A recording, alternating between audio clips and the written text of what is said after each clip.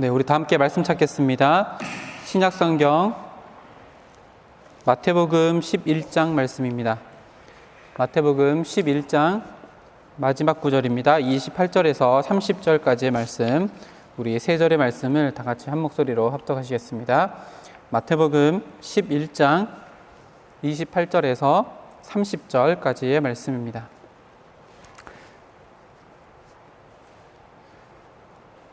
네, 다 찾으셨죠? 우리 한 목소리로 합독하시겠습니다. 시작. 수고하고 무거운 짐진 자들아, 다 내게로 오라. 내가 너희를 쉬게 하리라. 나는 마음이 온유하고 겸손하니 나의 멍에를 메고 내게 배우라.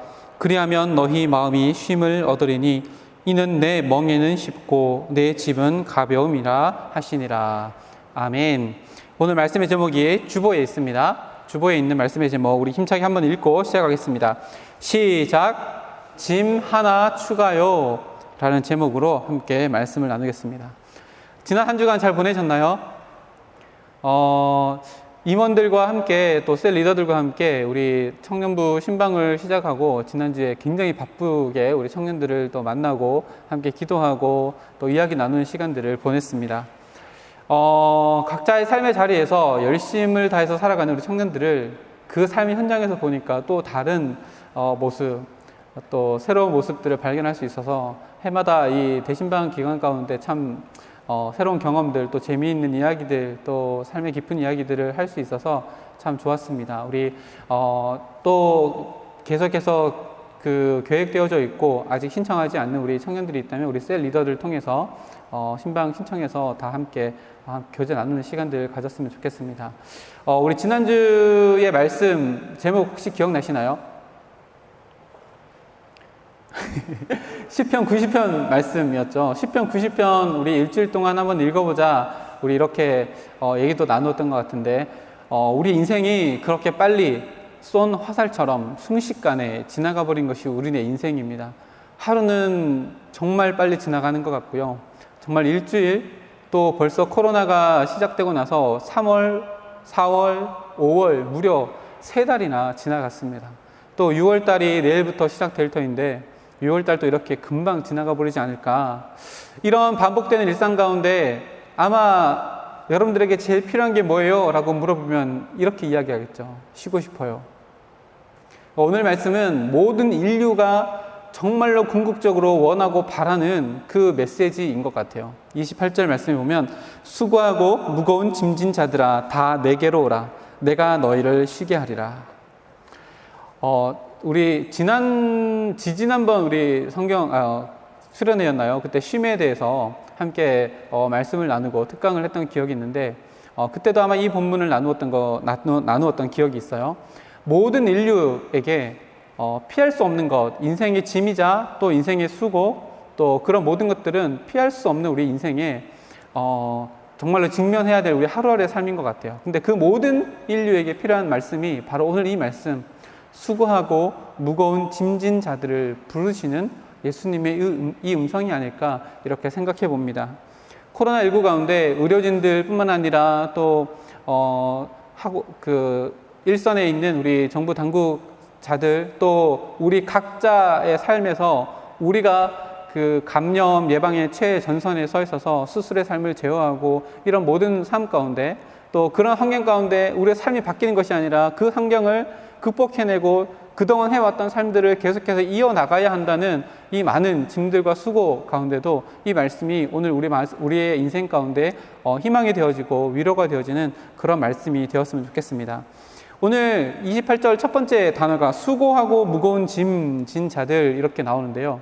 제가 원어 성경을 찾아서 수고를 찾아봤더니 물론 헬라어입니다. 헬라어 단어가 이렇게 기록되어 있어요. 코피온테스 이렇게 되어 있습니다. 코피온테스. 제가 되게 웃었어요. 수고인데 헬라어로 코피, 온, 데스크 이렇게 느껴지는 거예요.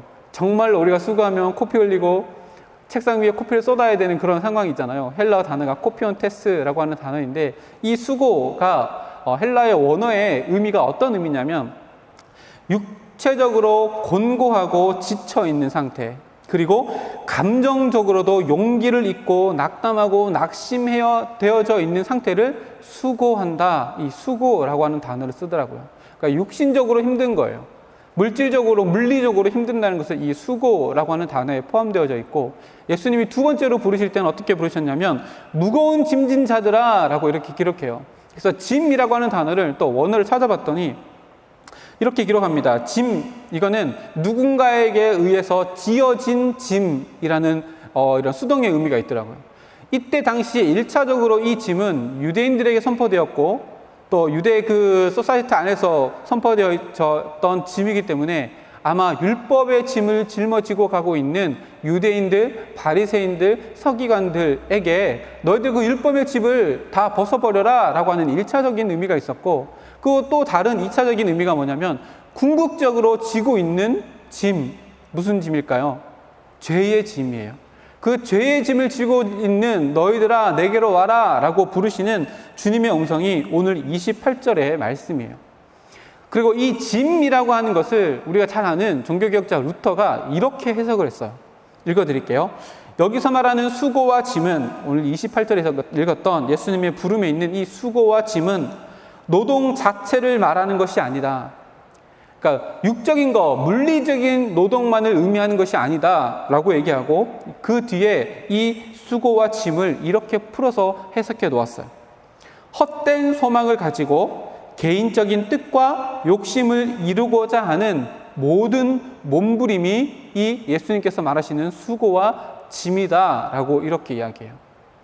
단순히 육체적으로 힘들어서 코피를 쏟고 이런 물리적인 것들이 아니라 헛된 소망을 가지고, 여기서 헛된 소망은 하나님께서 인간에게 바라시고 원하시는 본연의 목적, 우리에게 생명 주신 그 본연의 목적 이외에 다른 목적을 가지고 살아가는 그 헛된 꿈을 가지고 우리 그것을 이루고자 하기 위해서 열심히 노력하고 애쓰는 그 모든 몸부림을 이 수고와 짐에 다 포함되어져 있다라고 이렇게 루터가 정리를 또 해놓았습니다. 수고와 짐, 그 힘겨움의 무거움은 단순히 육체적인 물리적인 어려움이 아니라 이것은 죄의 문제이고, 죄로 말미암아 타락해 있는 우리의 인간의 생각과 인간의 뜻, 자기의 자아, 우리 성경에서는 옛자라고 하죠. 옛자의 그 모습 가운데 붙잡고 있는 소망이 잘못되었기에 잘못된 소망을 향해 내가 몸부림치는 그 모든 것들이 수고이고 짐이고 쉼을 얻을 수 없는 인생이다 라고 루터가 이야기해요. 다시 말하면 우리가 바라고 원하는 것, 헛된 소망, 우리가 바라고 원하는 것이 온전해지지 아니하면 우리의 수고도 우리의 짐도 절대 가벼워질 수 없고 우리의 수고가 의미가 없어져 버린다라고 하는 말씀이, 오늘 이 말씀, 예수님께서 수고하고 무거운 짐진 자들아 라고 부르시는, 인류를 그렇게 칭하면서 부르시는 이곳에 이 구절에 담긴 의미다라고 이렇게 이야기해요.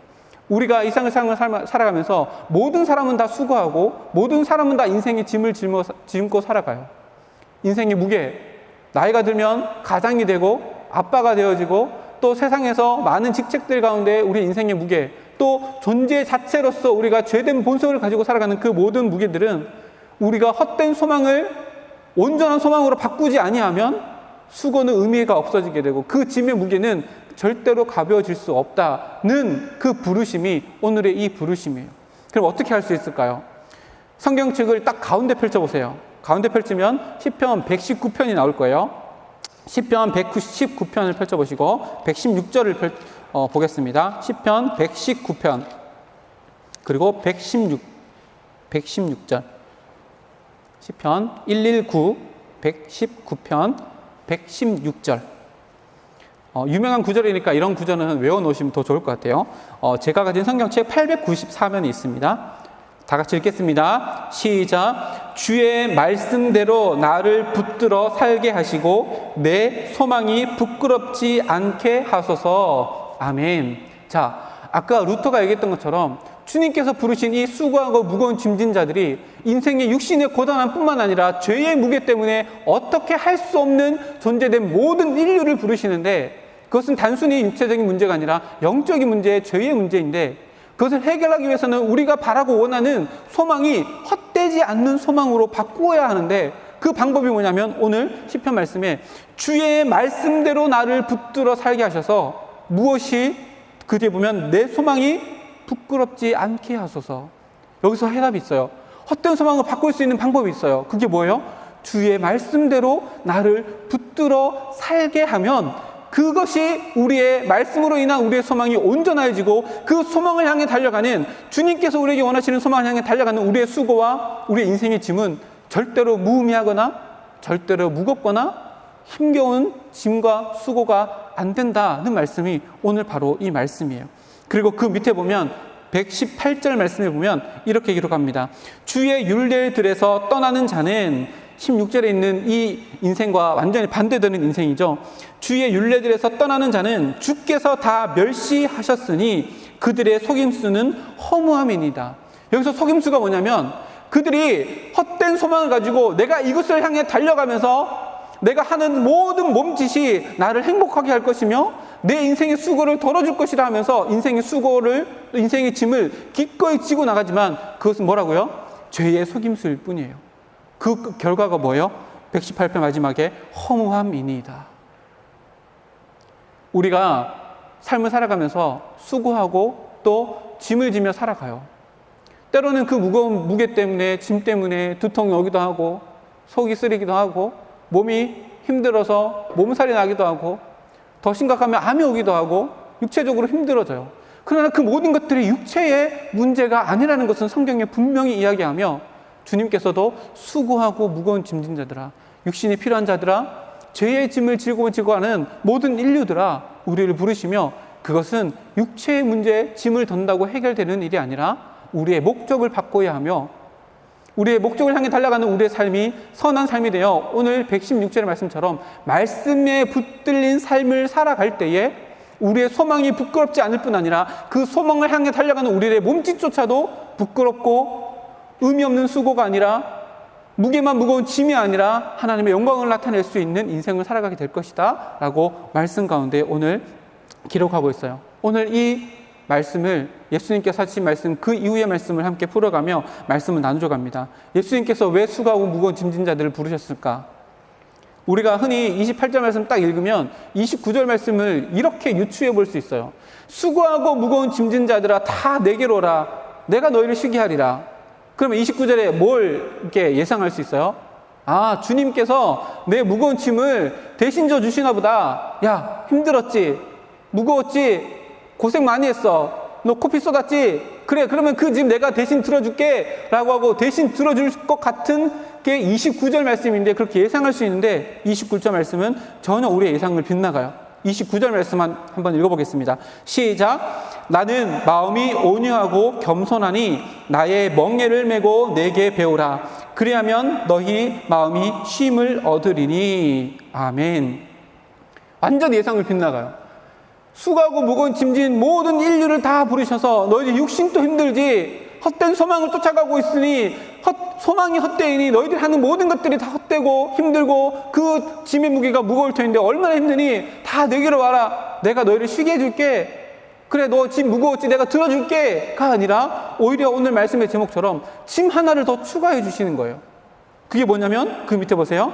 나의 멍에를 메고 내게 배우라 라고 말씀하셔요. 29절 말씀, 28절에 부르신 다음에 29절 말씀을 전혀 우리의 예상 밖의 말씀을 대답하셨는데 도대체 이게 무슨 말일까? 우리가 두 가지를 체크해 봐야 될 것 같아요. 첫 번째 뭐냐면 수고하고 무거운 짐진 우리들을 부르셨어요. 우리가 누구예요? 수고하고 무거운 짐진 자들이에요. 물리적인 힘들고 어려움 뿐만 아니라 영적인 무게감도 헤어날 수 없는 존재를 부르셔서 우리들에게 쉼을 주신다라고 말씀하시면서 그 짐을 대신 져줄게가 아니라 무슨 쉼을 허락해 주시냐면 29절 하반절에 보면 너희 마음이 쉼을 얻으리니 라고 기록해요. 너희들이 인생 가운데 수고하고 무거운 짐을 지고 가는 거 너희들 이거 육신의 문제가 아니야. 너희의 마음의 문제야. 힘들고 어려운 것이 마음에 쉼이 없었기 때문에 너희들이 힘들고 어려운 거야 라고 쉼의 문제, 이것이 육신의 문제가 아니라 마음의 문제인 것을 가르쳐 주셔요. 힘들고 어려워요. 저 요즘에 새벽기도 1, 2부 하니까 큐티 쓰려면 그전에는 코로나 때는 5시에 나왔거든요. 요즘에 4시에 나와서 큐티를 쓰면 4시, 4시 반, 5시 반까지 쓰면 이제 2부 예배, 새벽기도를 드리고 아침에 잠깐 집에 갔다가 오는데 1시간 더 하니까 힘들더라고요. 근데 이 모든 것들이 육신의 문제가 아니란 얘기예요. 여러분들이 공부하는 거, 취업을 준비하면서 여러분들이 받는 스트레스, 공부하면서 받는 스트레스, 직장 가운데서 받는 이 스트레스의 모든 것들이 육체에 해당하는 어려움과 무게가 아니라 예수님께서는 이것이 마음의 문제다라고 말씀해 주시는 거예요. 육신으로 약을 하나 먹는다고, 잠을 1시간 더 잔다고, 보약을 한 채 먹는다고 해결되어진 인생의 문제가 아니라는 거예요. 이것은 마음의 문제라는 것을 마음의 쉼을 준다라고 하는 약속으로 우리들에게 가르쳐줘요. 이것이 첫 번째 체크포인트예요. 두 번째는 뭐냐면 짐을 놓으려고 왔어요. 수고하고 무거운 짐진 자들아 다 내게로 와라. 내가 너희를 쉬게 할게. 그래서 우와, 내 짐을 대신 져주시나? 그리고 딱 왔더니 짐을 내려놓으러 왔더니 주님께서 뭐라고 해요? 나의 멍에를 메고 내게 배우라. 오히려 짐을 안 그래도 무거운데 하나를 더 얹어주시는 거예요. 주님의 멍에를 나에게 던져주시는 거예요. 그럼 도대체 우리에게 원하시는 쉼이 도대체 뭘까? 우리를 부르신 그 이유와 목적이 뭘까? 수고하고 무거운 짐진 우리들을 다 부르시고 짐을 대신 져주시기는커녕 마치 놀리는 것처럼 너 진짜 힘들지? 엄청 힘들지? 내가 너 다리도 힘들지 않게 해줄게, 허리도 힘들지 않게 해줄게. 이게 아니라 너 진짜 힘들지? 내가 너 마음이 힘들지 않게 해줄게. 그리고 나서 짐을 하나 더 얹어주시는 거예요. 마치 주님이 우리를 놀리시는 것 같아요. 불러놓고 혹 떼줄게 불러놓고 혹 하나 더 붙여주시는 격이 바로 오늘 29절 이 말씀이에요.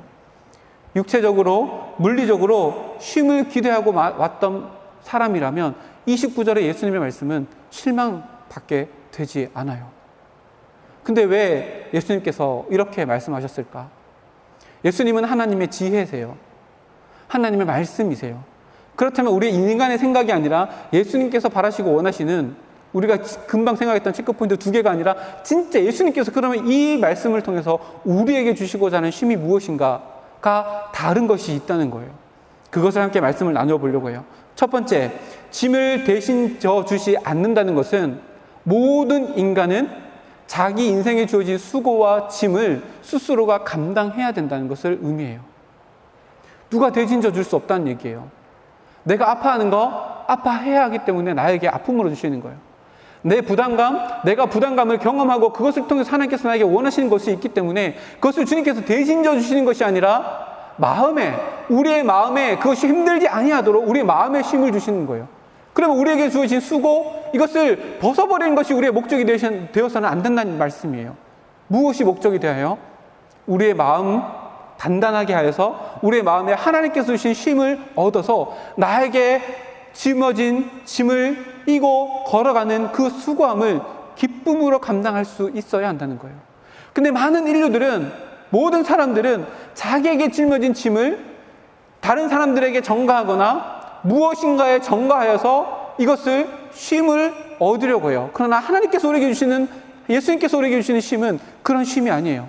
대신 져주시지 않는단 말이에요. 우리가 감당해야 해요.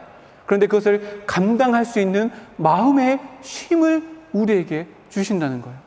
그렇다면 또 생각해 볼 수 있어요. 예수님께서 왜 우리 거를 대신 져주시지 않으셨을까? 왜 우리 인생의 고뇌를 예수님께서 다 가져가셔버리면 다 그냥 끝날 텐데, 그럼 우리는 예수 믿으면 계속해서 평안함으로 살고 아무 어려움 없이 살면 될 텐데 왜 그리스도인들도 세상 사람들과 똑같이 고난을 겪어야 하고 수고를 겪어야 하고 인생의 무거운 짐들과 부담감을 가지고 살아가야 할까? 예수님께서 우리에게 그 짐을 대신 짊어지지 않으시고 그것을 할 수 있는 마음의 쉼을 우리에게 허락해 주신 이유는 그것을 통해서 우리를 연단하시고 우리를 빚으셔서 예수님을 닮아가는 삶으로 우리를 이끌어 가시기 위함이에요. 예수님께서 지신 십자가는 예수님이 짊어져야 하는 십자가였어요. 구레네 시몬이 대신 졌다고요? 아니요. 십자가의 죽음은 예수님이 지셨어요. 예수님이 그것을 누구에게 미루지 않으셨어요. 히브리서 말씀에 보면 예수님이 십자가 졌다는 것을 굉장히 독특한 표현으로 기록해 놓고 있는데, 예수님께서 그 십자가를 지시는 순종함을 통해서 그 지심으로 말미암아 순종을 배우셨대요. 굉장히 어려운 구절이거든요. 예수님이 하나님의 지혜세요. 근데 무엇인가를 배운다, 이게 이해되세요? 예수님이 무엇인가를 배워야 할 분이신가요? 아니에요. 근데 히브리서 찾아보세요. 제가 몇 장인지 기억이 안 나네요. 4장인지 몇 장인지 기억이 안 나네요.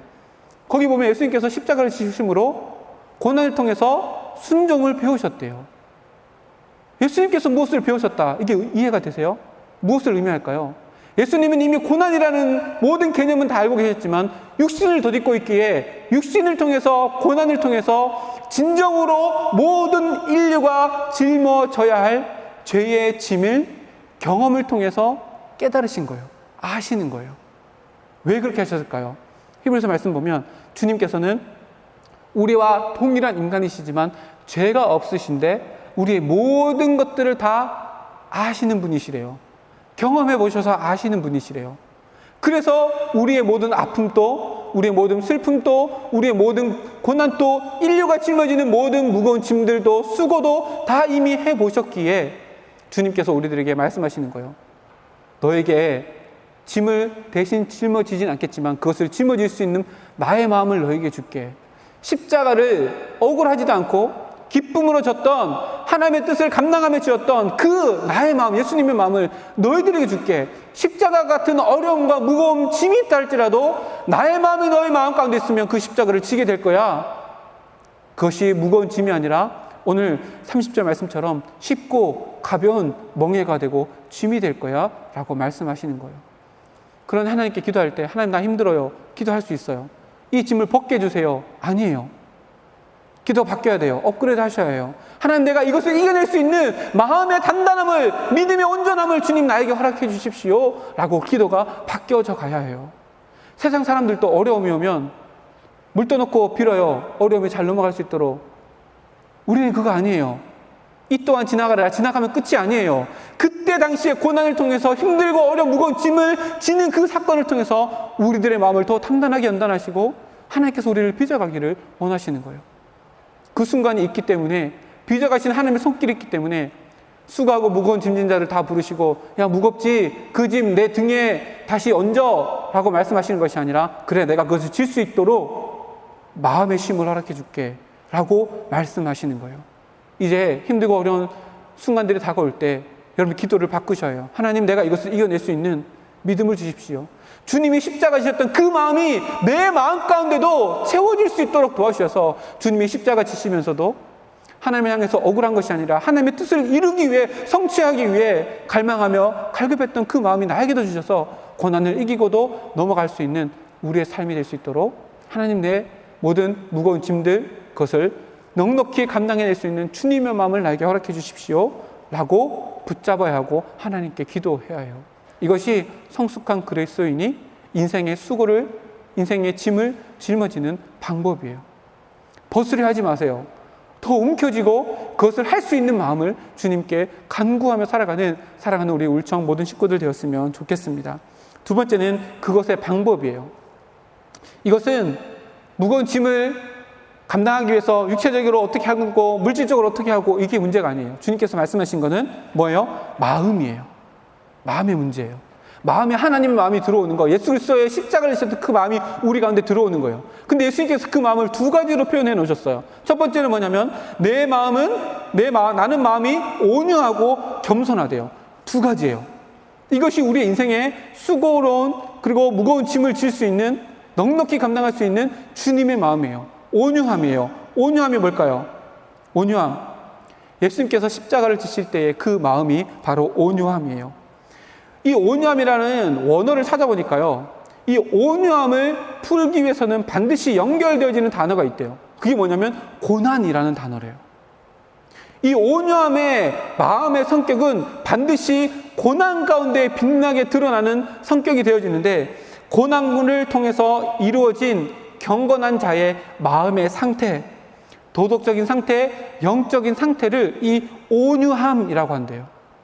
이게 뭘 의미할까요?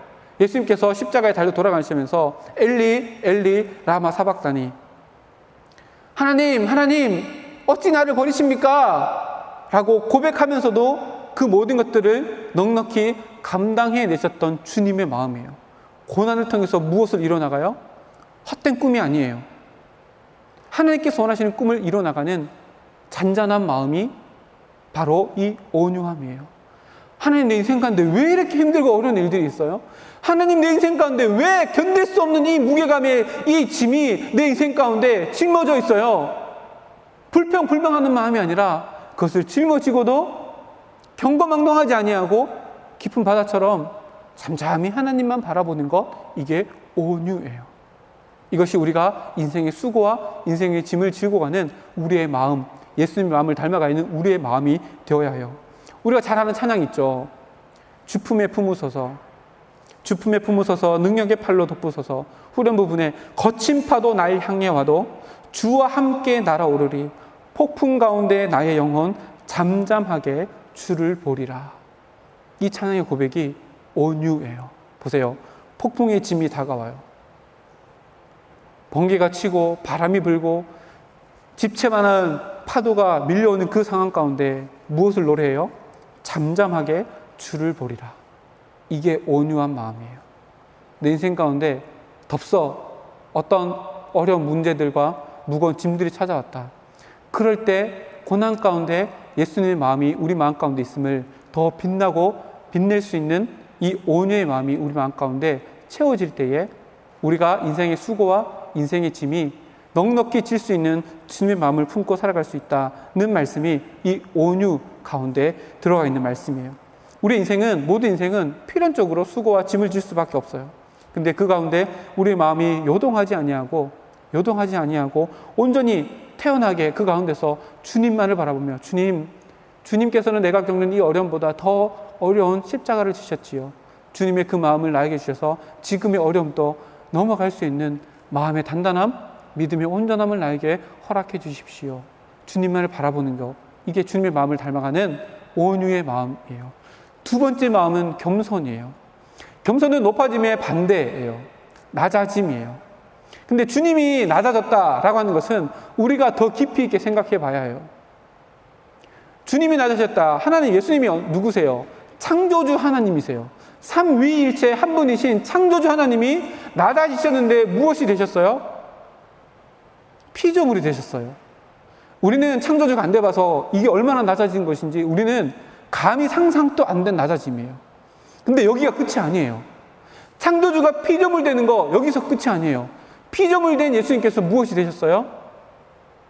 구약 성경에 대제사장이 1년에 한 번 온 이스라엘의 죄를 하나님 앞에 속죄하기 위해서 소를 끌고 와요. 그리고 소한테 온 이스라엘의 죄를 다 전가하고 그 소를 주님 앞에 잡아요. 이 소를 뭐라 그래요? 대속제물이라고 해요. 창조주 하나님께서 피조물 되신 것도 너무나도 지극히 낮아지는 겸손의 극치를 보여주시는 것인데, 주님은 그곳에서 끝나는 것이 아니라 우리 피조물인 우리를 대신해서 죽는 짐승이 되셔서 대속제물이 되셔서 낮아짐이 무엇인지를 우리에게 보여주셨어요. 이게 낮아짐이에요. 우리는 그런데 그렇게 낮아지지 못해요. 저조차도 그래요. 누가 내 월권에 들어오면, 누가 나의 자존심을 건들면, 누가 나의 기분을 건들면 저도 불쑥 제 마음 가운데 옛날 모습들이, 어둠의 모습들이 드러나기 마련이에요. 근데 가만히 생각해 보세요.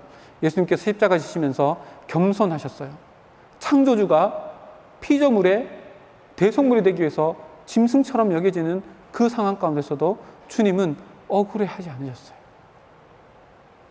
우리 인생의 수고, 인생의 무거운 짐들 때로는 억울해요. 하나님, 왜 나한테 이런 일이 일어나요? 하나님, 왜 나만 갖고 그래요? 힘들어요. 이게 겸손이 아니란 말이에요. 주님 앞에 교만한 모습이란 말이에요.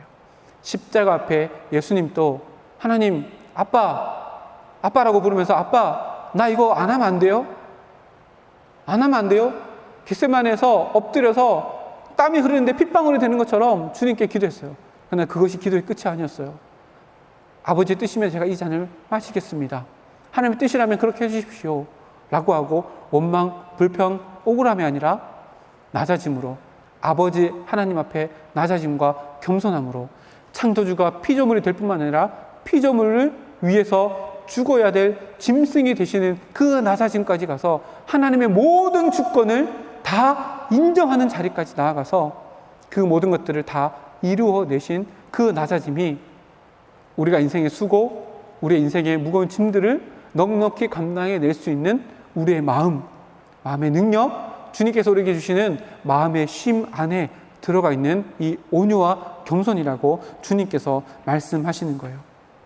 예수님께서 그렇게 말씀하시고 나서 너희가 이것을 질 때 겸손한 마음과 온유한 마음으로 져야 해 라고 하면서 또 이렇게 얘기하셨죠. 나는 마음이 온유하고 겸손하니 나의 멍에를 메고, 다시 말하면 너희들이 온유한 마음도 있지 겸손한 마음도 있지 그것 갖고 안 돼. 멍에를 하나 더, 짐을 하나 더 얹는 거예요. 짐을 하나 더 얹어서 이 멍에까지 지고 살아가야지 네가 온전한 아름다운 인생을 살아가고 네 수고가 헛되지 아니하고 네가 짊어진 그 짐이 단순히 무거운 것이 아니라 가치 있고 의미 있는 인생의 짐이 될 거야 라고 하고, 주님께서 나의 멍에를 또 메라 라고 하고 우리의 무거운 짐 가운데 짐 하나를 덜컥 또 얹어주셨어요. 이게 뭘까요? 이 짐이 우리에게 의미한 게 뭘까요? 주님께서 우리에게 멍에를 하나를, 짐을 한 개 더 얹어주셨는데 이게 말하는 게 뭘까요? 에덴 동산으로 한번 돌아가 볼까요? 질문할게요. 에덴 동산 안에, 타락하기 전에 에덴 동산 안에 아담과 하와에게 수고와 노동이 있었을까요? 수고와 노동이 있었을까요? 성경을 가만히 읽어보면 에덴 동산 안에서도 수고를 해야 하고 힘쓰고 애써야 했어요. 지금 시간이 많이 없는데 한번 말씀을 찾아볼까요? 창세기 1장 말씀. 창세기 1장 28절 말씀입니다. 창세기 1장 28절.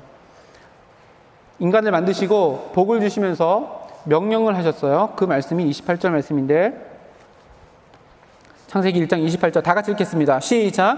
하나님이 그들에게 복을 주시며 하나님이 그들에게 이르시되 생육하고 번성하여 땅에 충만하라. 땅을 정복하라. 바다의 물고기와 하늘의 새와 땅에 움직이는 모든 생물을 다스리라 하시니라. 아멘. 이것이 에덴 동산에서 아담과 하와가 해야 될 수고였고 짐이었어요. 명령이죠. 반드시 이행해야 될 하나님의 명령이에요. 에덴 동산 안에서도 수고로움이 있었고 짐이 있었어요. 더 구체적인 거 한번 찾아볼까요? 창세기 2장 15절 말씀. 창세기 2장 15절 말씀 다 같이 읽겠습니다. 시작. 여호와 하나님이 그 사람을 이끌어 에덴 동산에 두어 그것을 경작하며 지키게 하시고. 아멘. 요 구절을 모르면 그냥 무의도식하면서 가다가 뭐 이거 먹으면 되지, 따먹고 이렇게 사는 거라고 에덴 동산의 삶을 오해하는데, 분명히 기록해요. 여기 뭐라 기록해요? 에덴 동산을 지키게 하시는 뿐만 아니라 그것을 경작하래요. 경작이라는 단어를 오늘 찾아보니까 수고해야 하고 애써야 한다, 땀 흘려야 한다 라고 하는 의미가 포함되어져 있어요. 순종하고 복종한다 라고 하는 의미도 포함되어져 있어요. 에덴 동산 안에서도 죄가 들어오기 이전에도 에덴 동산에서 수고가 있었고 인생의 짐이 있었단 말이에요. 하나님의 명령으로 주어졌고 그것을 경작하지 않으면 안 되는 인생의 짐이 있었어요. 에덴 동산에서요. 근데 우리가 잘 알듯이 여기에 짐 하나를 하나님께서 더 얹어주셨어요. 우리가 잘 아는 짐이에요. 찾아볼까요? 2장 17절 말씀. 오늘 15절에 짐도 있었는데 17절에 짐 하나가 됐는데 그게 뭐냐면 2장 17절 말씀 다 같이 읽겠습니다. 선악을 알게 하는 나무의 열매는 먹지 말라. 내가 먹는 날에는 반드시 죽으리라 하시니라. 아멘. 에덴 동산을 지키고 경작하면서 그곳에서 먹거리를 따고 뭐 이렇게 하는 거는 첫 번째 주어진 짐이었어요. 근데 17절 말씀에 짐 하나를 더 덜컥 얹어주시는데 그게 뭐냐면 우리가 잘 아는 것처럼 선악을 알게 하는 나무의 열매를 따먹지 말라라는 짐을 하나를 더 명령으로 주어주셨어요. 자, 그러면 생각해 보세요. 오늘 말씀과 이 말씀을 연결해서 생각해 보세요.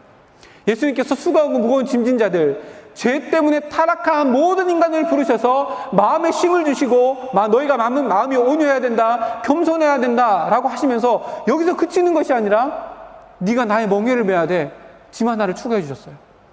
에덴 동산에서도 야, 네가 에덴 동산에 살면서 생육하고 번성하고 땅에 있는 모든 것들을 다 다스려라 라고 하는 짐도 주셨고, 에덴 동산을 경작해라고 하는 이 다스리는 짐을 주셨고, 거기에다가 추가해서 17절 말씀에 선악을 알게 하는 나무 열매를 따먹지 말라라고 하는 짐을 하나 더 지어주셨어요.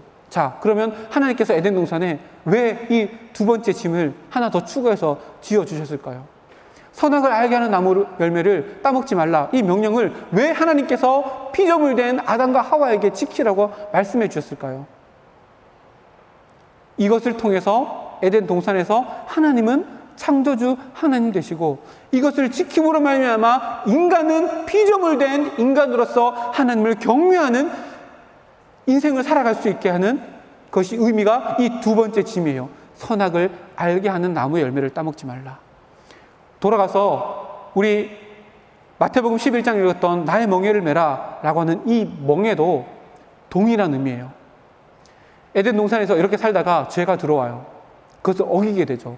두 번째 짐 지었던 선악을 알게 하는 나무 열매를 따먹지 말라라고 하는 그것을 짐을 어떻게 돼요? 벗어버렸어요.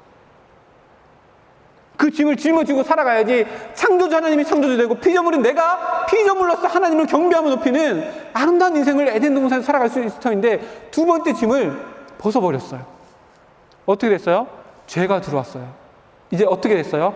아까 이야기했던 것처럼, 루터가 이야기했던 것처럼 헛된 소망을 향해 쫓아가는 타락한 인간이 되고 만 거예요.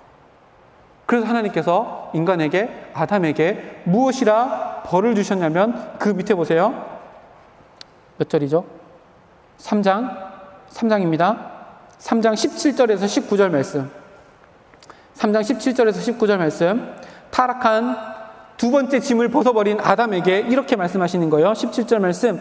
아담에게 이르시되 내가 내 아내의 말을 듣고 내가 내게 먹지 말라 한 나무 열매를 먹었은즉, 다시 말하면 두 번째 짐을 네가 벗었지. 그랬으니까 그 뒤에 보면 땅은 너로 말미암아 저주를 받고 너는 평생에 수고하여야 그 소산을 먹으리라. 똑같은 수고인데, 에덴 동산에 죄가 들어오기 전에도 수고가 있었어요. 근데 똑같은 수고인데 이제 수고가 완전히 달라졌어요. 그 전에는 먹고 살기 위한 수고가 아니었어요. 다스리기 위한 수고였는데, 이제는 먹고 살기 위해서 수고해야 해요. 이 뒤에 있는 이 동사를 원어의 의미를 찾아보면 더 명확해요. 이렇게 기록되어 있어요. 수고하여야 그 소산을 먹으리라. 수고하면 먹을 수 있는 것처럼 한글 성경에 기록되어 있지만, 원어 성경을 찾아보면 네가 수고하여도 먹을 수 있을지 모르겠다, 의문형이에요. 50-50, 50-50예요. 네가 수고하면 먹을 수도 있고 못 먹을 수도 있다, 못 먹을 수도 있다 라고 하는 이야기예요. 이제 수고가 완전히 달라졌어요. 그리고 나서 그 뒤에 보세요. 땅이 내게 가시덤불과 엉겅퀴를 낼 것이라. 내가 먹을 것은 밭의 채소인즉 네가 흙으로 돌아갈 때까지 얼굴에 땀을 흘려야 먹을 것을 먹으리니 내가 그것에서 취함을 입었느니라. 18절 19절이 뭐예요? 넌 수고해야 해. 이제는 먹고 살기 위해서 수고해야 하고, 땅이 너 때문에 저주를 받아서 뭐를 낸대요? 엉겅퀴와 가시덤불을 낸대요. 이게 뭐예요? 가시덤불과 엉겅퀴가 있으면 작물이 잘 될까요? 안 될까요? 안 되는 거예요. 소산을 나는 것을 방해하는 땅의 저주가 시작되었고, 아담은 날마다 그것을 뽑으면서 어떤 인생을 살아가야 할까요? 아까 주님께서 말씀하셨던 그 두 가지 마음이에요. 온유하고 겸손한 마음을, 그 어려운 가시덤불을, 엉겅퀴를 뽑으면서 자신의 마음 가운데 하나님의 마음인 온유한 마음과 겸손한 마음을 담고 살아가야 하는 거예요. 하나님께서 왜 이 짐을 더 추가적으로 지게 하셨을까요? 그 19절 하반절을 보면 이렇게 기록해요. 19절 하반절에 너는 흙이니 흙으로 돌아갈 것이니라. 이게 무슨 말이에요? 네 존재를 알아라 이거예요. 너 땅 파면서 가시덤불 없애고 또 엉겅퀴 없애면서 너는 흙일 뿐이야. 네가 두 번째 짐을 짊어질 때 하나님이 하나님 되고 피조물인 네가 하나님을 온전히 소망하며 살아가는 존재가 될 터인데, 네가 그 두 번째 짐을 벗어버렸으니 네가 땅을 팔면서 그 수고함으로 인생에 짊어지는 그 짐을 통해서 네가 어떤 존재인지를 깨달아야 해 라고 하고 여기서 끝나지 않았어요.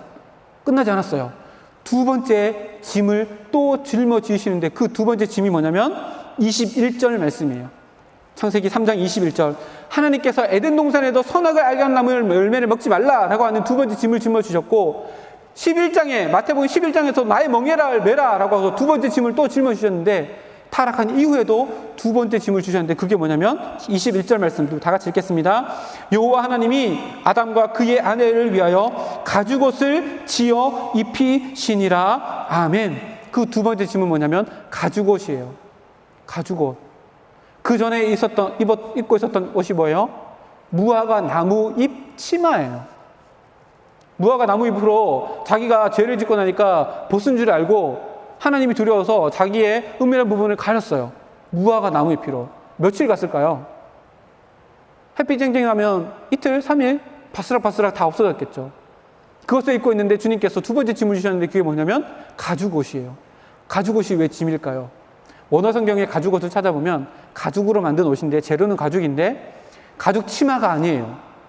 한 번씩 성화에 보면 치마로 나오는데, 원어 성경을 보면 어깨를 휘 감고 무릎까지 내려와서 전신을 덮는 옷이라고 이 원어 성경에 기록되어져 있어요. 이게 가죽옷이에요.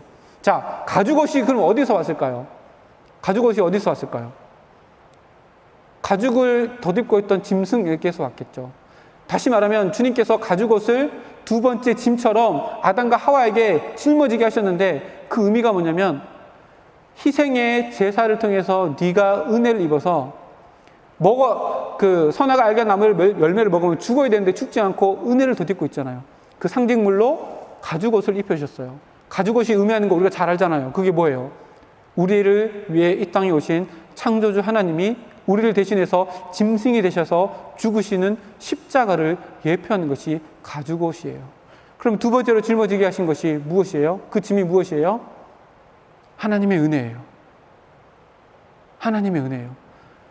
아담과 하와는 가죽옷을 입고 가죽옷을 덧입고 땅에 있는 엉겅퀴와 가시덤불을 펴면서 자기 존재가 어떤 존재인지를 깨달으면서 가시덤불과 엉겅퀴를 캘 뿐만 아니라 자기가 입고 있는 이 가죽옷을 통해서, 그래, 나는 먼지와 같이 흙과 같은 존재였지만 하나님의 은혜를 덧입고 하나님께서 희생제사를 통해서 나를 온전케 해주신 그 은혜를 덧입고 있는 존재구나. 이 가죽옷은 하나님을 하나님 되게 하고 하나님의 은혜를 받은 내가 하나님의 백성됨을 고백하게 하는 하나님의 두 번째 짐이었어요. 다시 마태복음으로 돌아옵시다. 이제 5분 안에 마칠게요. 마태복음으로 돌아옵시다. 11장에 주님께서 주신 두 번째 짐, 내 멍에를 메고 나에게 와서 배우라라고 했던 그 두 번째 짐, 멍에가 바로 이거예요. 십자가의 은혜예요. 가죽옷이에요. 선악을 알게 하는 나무를 열매를 따먹지 말라라고 하는 부정형으로 주어진 긍정의 축복, 이것이 두 번째 짐이에요. 가만히 생각해 보세요. 멍에 보신 적 있어요? 전 농촌 사람이라 멍에는 보긴 봤는데, 우리나라는 멍에를 소 하나에 지우거든요. 근데 이스라엘은 멍에를 소 한 결이, 그러니까 두 마리의 멍에를 같이 지어요. 그럼 주님께서 내 멍에를 지라라고 하는 게 어떤 의미예요? 내 혼자 멍에 지는 게 아니에요. 내 혼자 멍에 지는 거 아니에요. 누구랑 같이 지는 거예요? 주님과 같이 지는 거예요. 이게 두 번째 우리에게 짊어진 짐이에요. 이게 주님께서 우리에게 짊어지는 짐 하나 추가하시는 그 짐이에요. 그럼 이게 뭐예요? 처음부터 다시 정리해보면 이래요. 주님께서 우리를 부르셨어요. 수고하고 무거운 짐진 자들아 다 내게로 와라. 내가 너를 쉬게 하리라. 근데 짐을 대신 져주시지 않는데요. 네 마음을 단단하게 해. 네 마음을 온유하게 하고 네 마음을 겸손한 나의 마음을 닮으면 네가 그 모든 것들을 넉넉히 감당해낼 거야. 그리고 짐 하나를 더 져야 해. 나의 멍에야. 나와 함께하는 멍에야. 내가 너 짐을 대신 주는 것이 아니라 내가 너의 짐을 함께 져줄게. 이게 주님의 방법이에요. 그러니 벗으려고 하지 마세요. 그 짐 때문에 주님의 멍에가 나를 덮어 쓰는 은혜를 덧입게 되는 거예요. 인생이 힘들고 어렵죠. 그거 벗으려고 하지 마세요. 그것 때문에 우리가 하나님을 찾고, 그것 때문에 우리 마음이 주님을 닮아가는 거, 그것을 원하시기 때문에 그 짐을 우리에게서 없이 하지 않으시고, 주님이 내 인생 가운데 무거운 멍에를 함께 지시고 주님이 나와 함께 가시기를 원하시는 거예요. 그래서 30절 말씀이 나오는 거예요. 읽어봅시다. 30절입니다. 시작. 이는 내 멍에는 쉽고 내 짐은 가벼움이니라. 그래서 이 말씀이 나온 거예요. 짐 하나를 오히려 더 추가했는데 멍에가 쉬워졌어요. 짐이 가벼워졌어요. 왜요? 그것을 주님이 같이 져주시기 때문에 그 멍에가 쉬워지는 거예요. 멍에를 같이 지고 뒤에 수레에 있는 짐을 끄니까 가벼워졌네? 가벼워지는 거예요. 왜? 나 혼자 하던 걸 내 마음 가운데 온유하고 겸손한 마음으로 내 마음 가운데 함께 하시는 그 주님이 그 짐을 함께 멍에를 지고 짊어가니 그전에는 무겁고 힘들고 어려웠던 짐들이 이제는 무겁지 않은 거예요. 그래서 예수님께서 이렇게 고백하는 거예요. 이는 내 멍에는 쉽고 내 짐은 가벼움이라. 지금까지 이 말씀 엄청 많이 들으셨을 거예요. 그런데도 우리 어떻게 기도했어요? 하나님, 나 너무 힘들어요. 이거 좀 벗겨주세요. 라고 기도했을 거예요. 이제 기도를 바꾸셔야 해요. 하나님, 내 마음의 온유함으로, 내 마음의 겸손함으로 나와 함께 하시는 그 주님과 내 인생의 짐을 함께 짊어지고 나아갈 수 있도록 하나님 나와 함께 해주세요. 그래서 내 멍에가 벗는 것이 아니라 내 멍에가 가벼워짐을 내 마음 가운데 내주하시는 성령 하나님, 예수님의 보혜사 성령 하나님으로 말미암아 경험되어지는 인생을 살게 해주세요. 내 인생의 무거운 짐들이, 무거운 부담감들이 이제는 내가 스스로 짊어지고 무겁고 힘들고 지쳐서 쓰러지는 거고 낙심하는 것이 아니라 내 마음 가운데 하나님으로 말미암아 그 짐이 가벼워지는 것을 경험할 수 있도록 주님, 내 인생을 붙들어 주세요 라고 기도해야 해요. 우리 지난주에 20대, 30대 인생 가운데 꼽히는 시기라고 이렇게 얘기했잖아요. 동의하세요? 여러분 인생이 꽃이라고 생각하세요?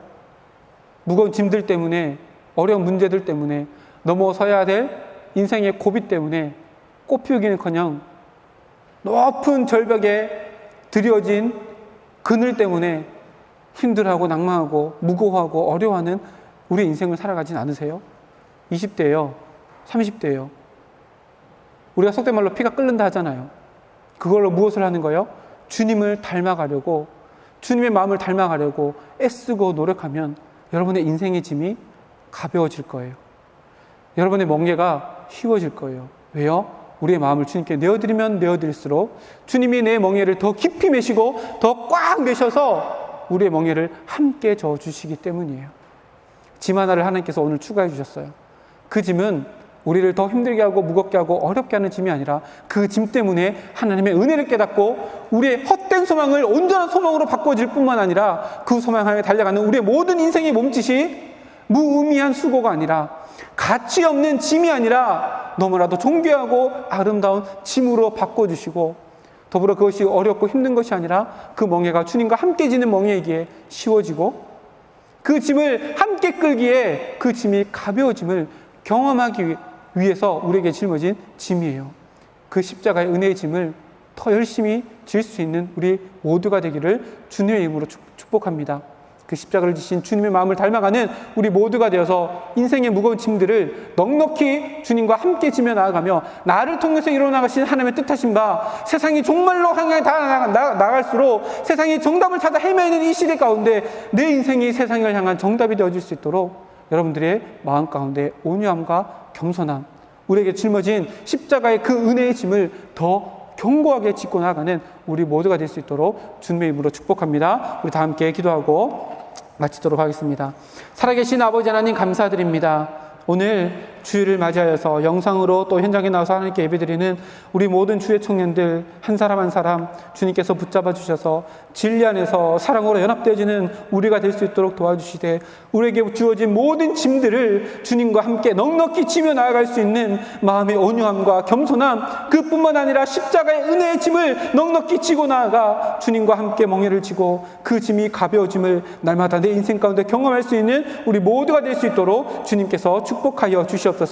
예배 자리로 나오며 예물을 드립니다. 예배를 또한 준비하는 모든 손길들 주님 복에 복을 다하시고, 다가오는 일주일의 모든 삶 가운데 하루하루의 삶을 주님께 온전히 내어드릴 수 있는 우리 울창 모든 지체들 되어질 수 있도록 함께하여 주시옵소서. 하나님 대신방 기간 가운데 있습니다. 셀 리더들과 임원들, 또 부족한 종이 만나는 모든 이들, 그 만남을 축복하여 주시옵고, 힘들고 어려운 문제들을 함께 질 수 있는 자리가 될 수 있도록 도와주시옵고, 기쁨을 나누며 진리 안에서 사랑 안에서 온전히 연합되어지는 우리 울청 되어질 수 있도록 함께하여 주시옵소서. 지금은 우리 주 예수 그리스도의 은혜와 하나님 아버지의 사랑하심과 성령 하나님의 교통하심의 역사가, 나에게 멍에를 지라 말씀하시는 그 주님의 음성이 나를 향하신 사랑하심임을 깨닫고 주님의 마음을, 온유한 마음과 겸손한 마음을 배워 내 인생의 수고로운 모든 짐들을 기꺼이 지며 주님과 함께 하겠습니다 결단하는 이곳에 모인 모든 하나님의 백성들 머리 위에 공부하며 취업을 준비하며 직장 일을 하는 그 모든 자리 가운데 가정마다 지금으로부터 영원까지 함께 하시옵기를 간절히 축원하옵나이다. 아멘.